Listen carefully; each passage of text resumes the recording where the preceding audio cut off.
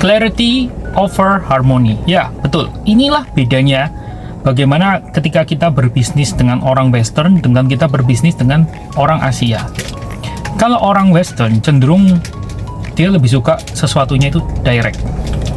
Direct dalam artian misalnya kita salah, kita langsung ditegur.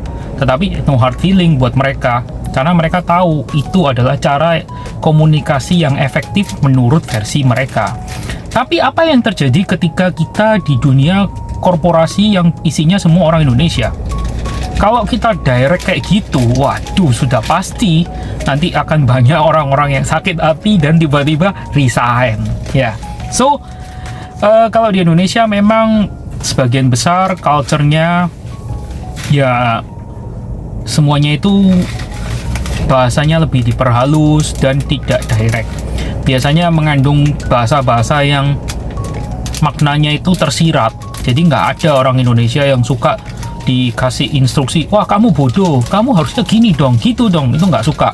Pasti semuanya sakit hati karena nanti kena mental lah, apalah, itu mulai muncul ya kan. Padahal kalau menurut misalnya kita punya partner itu orang bule atau orang Western, itu biasa aja karena buat mereka ya they have to do it quickly, they have to make the decision as soon as possible. Jadi keputusannya itu harus sangat cepat dan tepat. Kalau orang kita kan cenderung bertele-tele, makanya kalau bertele-tele nggak suka kalau dengan omongan yang direct. You have to do this, you have to do that, you have to do this is wrong, this is not good, this is not correct, and this is will making a trouble in the future. Nah, nggak suka orang Indonesia. Orang Indonesia sukanya gini loh, kalau ini gini, kalau itu gitu. Jadi kalau kamu nggak ngelakuin ini bakal jadi gini gitu. Nah, kan beda kan? Nah, jadi ini perlu diketahui ya.